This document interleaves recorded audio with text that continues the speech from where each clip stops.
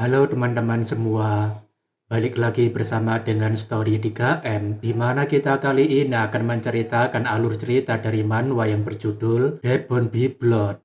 Baiklah, tidak perlu berlama lagi, langsung saja kita masuk ke dalam alur ceritanya.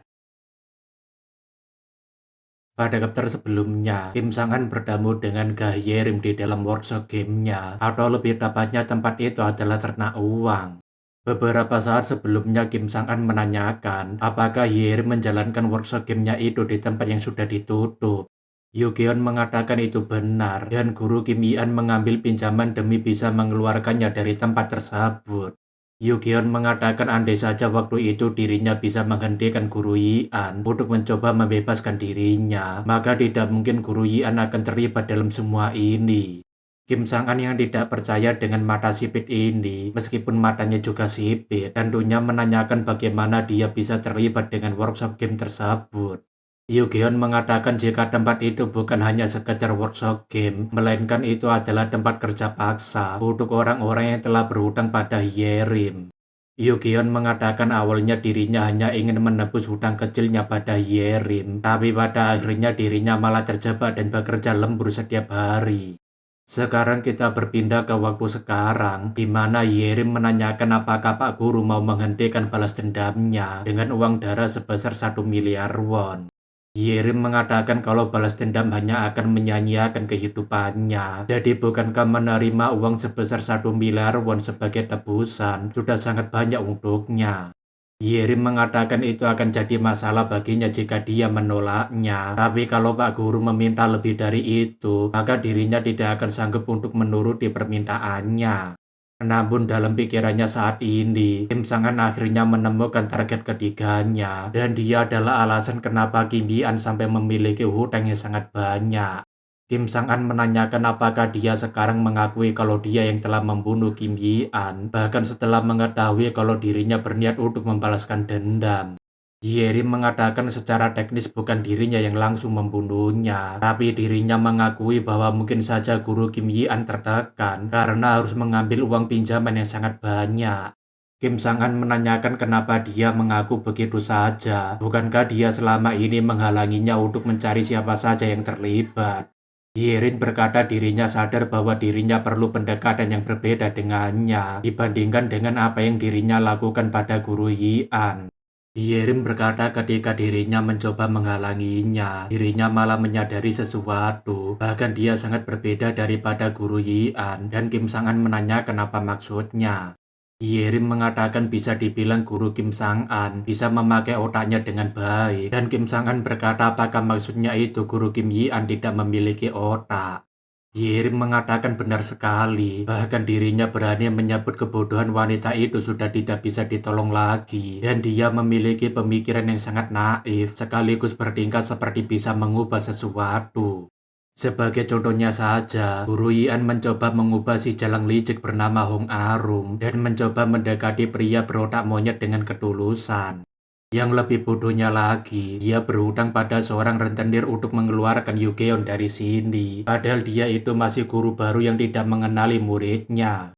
Yerim mengatakan mungkin saja Guru Yian memutuskan bunuh diri karena dia baru tersadar jika kebodohannya itu yang telah membuatnya mengalami banyak kesulitan. Yerim meminta maaf kalau ucapannya tadi terdengar sangat kasar. Padahal Guru Yian adalah keluarganya Guru Kim Sang-an, tapi dirinya memang harus mengatakannya dengan jujur. Sambil menahan amarahnya, Kim Sang-an menanyakan apakah dia ingin menyimpulkan bahwa Guru Kim Yian itu adalah seorang guru idiot tak berotak, dan Yerim mengatakan itu benar. Kim Sang-an menanyakan apakah dengan kesimpulan yang dia katakan barusan, dia berpikir kalau dirinya akan menerima uang tebusan sebesar 1 miliar won daripada mencoba untuk membalas dendam. Yerim mengatakan dirinya tahu kalau Pak Guru adalah seorang rentenir, dan bagi seorang rentenir uang adalah segalanya, jadi dirinya berpikir mungkin cara ini akan berhasil. Yerim berkata dirinya juga menjalankan peminjaman uang meskipun itu bukanlah bisnis utamanya dan dirinya memiliki masalah dengan Guru Yian gara-gara uang pinjaman. Beberapa saat sebelumnya, Yugeon memberitahu kalau orang-orang yang bekerja di sana sebenarnya mereka itu bukanlah pekerja, melainkan mereka semua adalah para penghutang. Kebanyakan dari mereka mengambil sedikit pinjaman dari Hyerim, dan awalnya juga dirinya hanya meminjam 500 ribuan untuk top up game. Yugeon berkata saat itu dirinya baru keluar dari tim baseball karena cedera, jadi berhutang pada Hyerim menjadi satu-satunya pilihan. Tapi Kim Sang-an berkata kalau dirinya tidak tertarik dengan penderitaannya. Kim Sang-an mengatakan jika dirinya akan menghubunginya jika dirinya membutuhkan sesuatu darinya. Jadi pantau saja handphonenya itu karena dirinya akan segera menghubunginya. Yugeon menanyakan Pak Guru mau pergi kemana, tapi Kim Sang-an berkata nanti dia akan mengetahuinya sendiri, jadi jangan coba-coba untuk kabur darinya. Melihat guru Kim Sang-an yang sudah pergi, Yugeon akhirnya menunjukkan sifat aslinya dengan tersenyum kecil seperti rencananya sudah berhasil. Kim Sang-an berpikir Hyerim memberikan pinjaman berjumlah kecil dan memaksa peminjamnya untuk bekerja di dalam workshop gamenya untuk membayar kembali hutangnya. Kim Sang-an yakin kalau dia meniru format bisnis seorang rentenir, tapi dari mana seorang siswa SMA bisa membuka workshop sebesar itu? Kembali ke waktu sekarang, di mana Hyerim berkata jika dia seorang rentenir, maka dia pasti cepat berhitung dan berpikir dengan sangat pragmatis. Hyerim berkata kalau seorang rentenir lebih menghargai uang daripada nyawa manusia, dan Kim Sang-an menanyakan kenapa dia berpikir jika dirinya akan menerima uangnya. Hyerim berkata kalau mereka sedang membicarakan uang 1 miliar won, dan kebanyakan orang di sini cuma peminjam kecil yang hanya meminjam kurang dari 2 juta won. Bahkan Guru Yian menyerah pada kehidupannya hanya karena 10 juta won, dan uang yang dirinya tawarkan ini senilai puluhan kali lipat daripada hutangnya. Hyerim berkata bukankah ini sudah cukup sebagai uang kompensasi balas dendamnya, tapi tentu saja Kim Sang-an merasa curiga dengan upayanya Hyerim. Kim Sang-an tidak tahu apakah dia benar-benar tulus mau menggunakan uang sebanyak itu untuk Kim Yi-an, tapi untuk sementara dirinya akan mengikuti permainannya. Sekarang kita berpindah ke suatu lokasi di pinggiran kota, di mana Yugeon berkata jika dirinya sudah memancing Kim Sang-an untuk pergi ke workshopnya Hyerim. Sejauh ini semuanya berjalan sesuai dengan rencananya, tapi apakah dia benar-benar yakin kalau Kim Sang-an itu akan berhenti balas dendam hanya demi segepok uang? Yugeon mengatakan setelah berbicara dengannya secara langsung, sepertinya dia bukan tipe orang seperti itu, jadi bagaimana Yejun bisa yakin kalau dia mau menerimanya?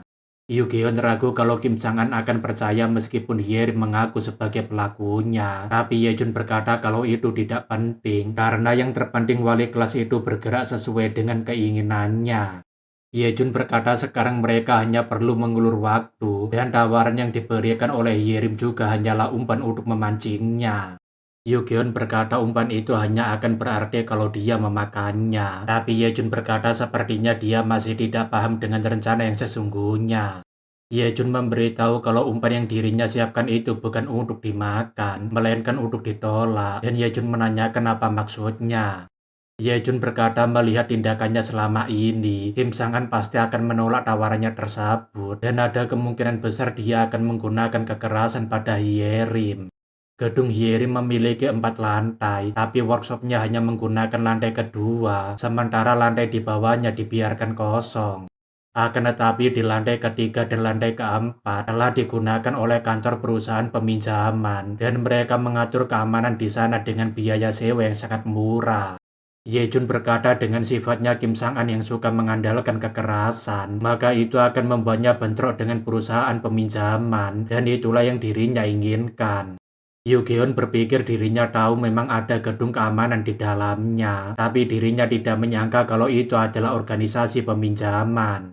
Selain itu dia juga menggunakan dirinya sebagai umpan, tapi dia tidak memberitahu informasi seperti ini padanya, jadi sepertinya Yejun masih belum percaya padanya.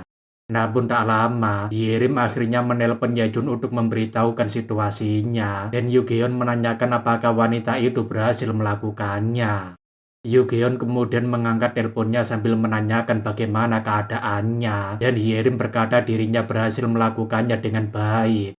Hyerim mengatakan kalau ini berjalan lebih lancar daripada yang dirinya bayangkan, meskipun sebenarnya dirinya agak ketakutan gara-gara tatapan mata guru itu yang sangat menyeramkan. Yejun mengatakan baguslah kalau begitu. Jadi apakah wali kelas itu sekarang masih bentrok dengan mereka? Dan sudah berapa banyak guru itu membuat kerusakan di workshopnya? Yerim jelas saja menanyakan kerusakan apa yang sedang dia maksud dan apa maksudnya dengan bentrok dengan mereka. Tapi Yejun yang merasa salah paham jelas saja berkata apa maksudnya.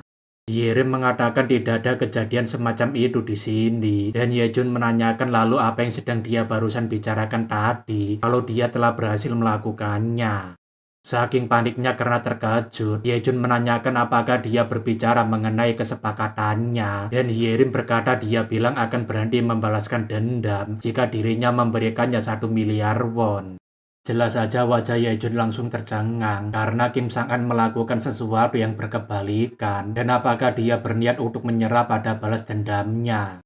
Yejun sangat yakin dengan sifatnya Kim Sang-an, dia tidak akan menerima uang 1 miliar won sebagai uang tebusan Kim Yi-an. Yejun yang merasa telah gagal memperkirakan situasi ini jelas saja terlihat sangat kesal dan dia berpikir apa yang sebenarnya direncanakan orang itu. Tentu saja bagi seseorang yang sudah berpengalaman selama jutaan tahun di bidang rentenir, Kim Sang-an tidak akan termakan umpan yang begitu jelas seperti tadi.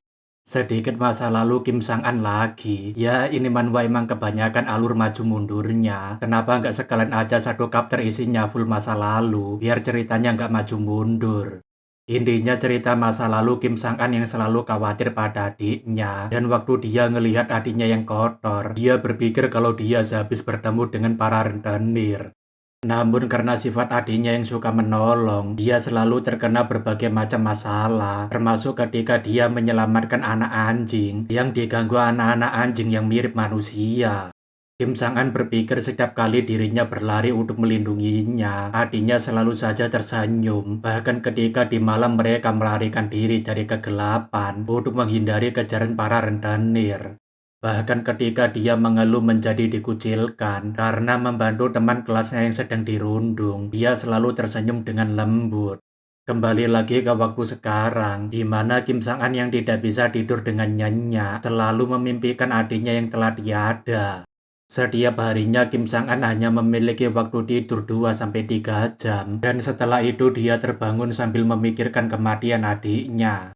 Kim Sang-an yakin kalau ini bukan hanya semacam perundungan dari para siswa dan pasti ada sesuatu yang lebih besar hingga membuat adiknya putus asa.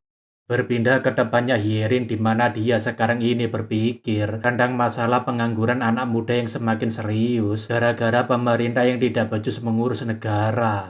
Admin rangkum aja ya, soalnya panjang banget. Udah kayak baca novel, di mana gambar berwarna putih isinya full text, dan percakapannya juga isinya full text, tapi intinya dia membicarakan soal pekerjaan. Intinya itu banyak sekali yang sudah bikin portofolio bagus, bahkan bersekolah sampai ke jenjang perguruan tinggi, tapi tetap saja dari sekian banyaknya lulusan, lebih banyak yang menganggur. Menurut Hyerim jika semua itu hanya buang-buang waktu saja dan mereka hanya akan memperkaya perusahaan, apalagi kalau mereka tidak memiliki orang dalam, maka mereka akan dengan mudah tersingkirkan. Hyerim berpikir sungguh konyol sekali kalau dirinya harus mengikuti standar kapitalis, padahal dirinya bisa menghasilkan 1 juta won dalam sekali klik. Yerim mengatakan untuk apa membuat resume, untuk apa membuat portofolio, untuk apa latihan wawancara, kalau dirinya bisa menghasilkan uang hanya dengan bermain game. Yerim berkata daripada hidup bertujuan untuk pekerjaan yang bahkan tidak akan bisa dia dapatkan, bukankah menghasilkan uang melalui RMT jauh lebih baik? Tentu saja ada batasan seberapa banyak uang yang bisa dihasilkan oleh satu orang saja di dalam satu game. Itulah kenapa dirinya memerlukan para monyet bekerja untuknya. Meskipun tempat ini memang disebut sebagai workshop, tapi Yerin membuat workshop ini sedikit berbeda daripada workshop kebanyakan. Biasanya tempat seperti ini menggunakan sebuah sistem di mana mereka mempekerjakan orang lain untuk memanen uang ataupun barang dari dalam game. Tapi para monyet ini adalah pekerja gratisan. Bisa dibilang Hyerim mengumpulkan orang-orang dengan hutang yang sedikit dan membuat mereka bekerja sebagai ganti untuk menghapus bunga hutangnya. Itu artinya Hyerim tidak perlu berusaha keras untuk mendapatkan pekerjaan yang akhirnya bekerja di bawah orang lain. Sebaliknya dirinya hanya akan memainkan game yang dirinya sukai. Yerim berkata kalau dengan sistem workshopnya yang sekarang, dirinya sudah bisa menjadi seorang pengangguran sukses dengan uang yang akan terus mengalir padanya. Tapi bersamaan dengan itu ada panggilan masuk. Yerim tentunya menanyakan kenapa ketua kelas tiba-tiba menelponnya, dan Yejun memberitahu kalau wali kelas akan menuju ke tempat workshopnya. Yejun menanyakan apakah wali kelas datang kemari karena ada hubungannya dengan guru Yian, tapi bagaimana dia bisa tahu kalau dirinya terlibat. Yejun berkata agar dia tidak perlu khawatir karena dirinya sendiri yang mengarahkannya, dan ini berbeda dengan apa yang terjadi pada guru Yian. Yejun mengatakan kalau dirinya memiliki rencana untuk menyingkirkan wali kelas, jadi dia hanya perlu mengikuti instruksinya saja ketika wali kelas itu datang padanya. Mulai dari sinilah Yerim mengerti niatan Yejun untuk menawarkan sebuah kesepakatan pada wali kelas, jadi dirinya melakukan seperti apa yang dia katakan. Mungkin saja sampai di sini kalian ada yang sedikit kebingungan, karena sedari tadi itu rupanya alurnya masih berada di belakang, sampai ke waktu Yerim menawarkan kompensasi 1 miliar won. Namun daripada menolak tawaran 1 miliar won seperti yang dibilang Yejun, Kim Sang-an malah menyambut dengan baik tawaran 1 miliar won tersebut. Jelas saja Hyerim sangat terkejut karena ini tidak seperti yang dikatakan ketua kelas. Padahal seharusnya dia marah dan akan menyebabkan masalah, lalu dia akan menghadapi para preman di lantai atas. Kim Sang-an menanyakan apakah ada masalah. Bukankah ini adalah tawarannya sendiri untuk menebus kesalahannya? Jadi dirinya akan menerimanya dengan senang hati. Yerim jelas saja agak gelagapan menjelaskannya, tapi Kim Sang-an berkata kalau dirinya sepakat, jadi kira-kira dia akan menyerahkan uang 1 miliar won itu kapan? Yerim mengatakan karena uang 1 miliar won itu sangat banyak, apalagi jika diambil secara langsung, maka setidaknya dirinya membutuhkan waktu seminggu untuk mengumpulkannya.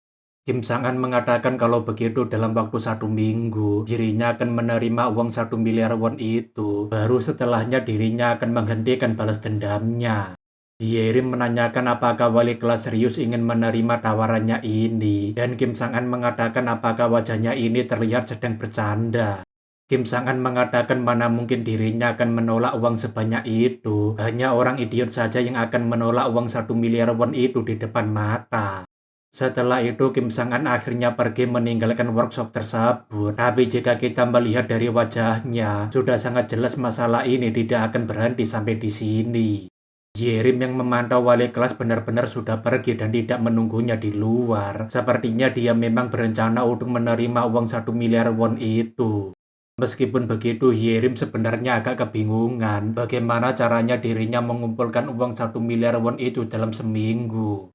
Kembali lagi ke waktu sekarang, di mana Yejun masih tidak percaya kalau guru itu akan melepaskan balas dendamnya hanya demi segepok uang 1 miliar won. Dan Yugeon bertanya bagaimana bisa guru itu berubah menjadi mata duitan. Yejun mengatakan mungkin saja itu tidak dengan niatan tulus dan dia pasti memiliki motif tersembunyi karena dia bukanlah tipe orang yang akan terpengaruh hanya dengan 1 miliar won.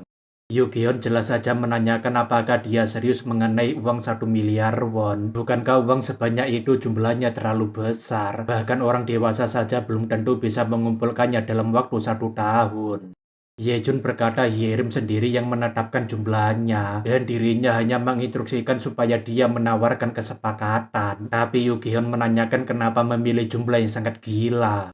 Yugeon menanyakan apakah dia memang sengaja menerimanya karena menganggap bahwa Yerin tidak mungkin bisa menyiapkan 1 miliar won. Bahkan tidak peduli sekuat apa dia bekerja, workshopnya tidak akan bisa menghasilkan uang sebanyak itu. Yejun berkata agar dia tidak perlu khawatir karena yang terpenting sekarang adalah apa tujuan wali kelas itu, dan Yugeon menanyakan kenapa dia tidak khawatir. Yejun berkata sepertinya dia belum tahu kalau penghasilan workshop yang dijalankan oleh Yerim lebih mengerikan daripada gaji seorang PNS eselon 1.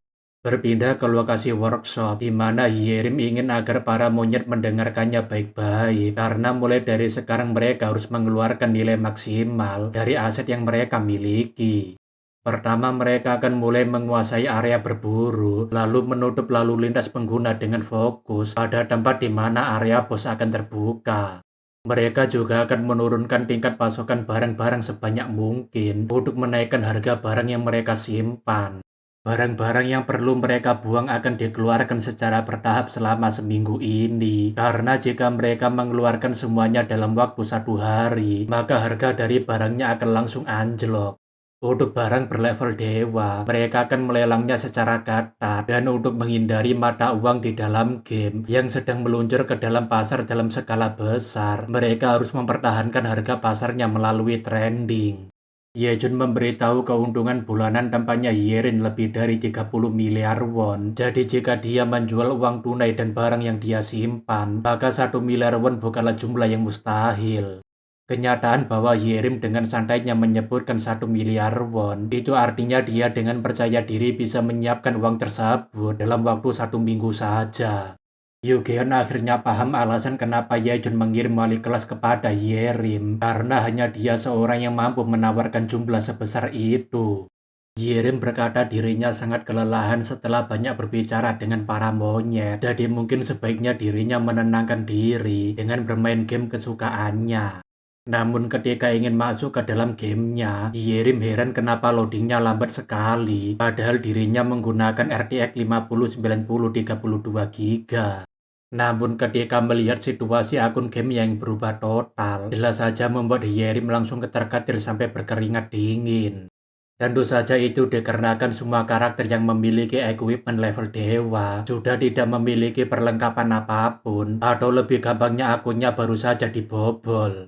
Sambil menggebrak-gebrak keyboardnya, Yerim berteriak kenapa mereka semua jadi telanjang. Apakah mereka pikir kalau ini adalah serikat Jomok Kerto?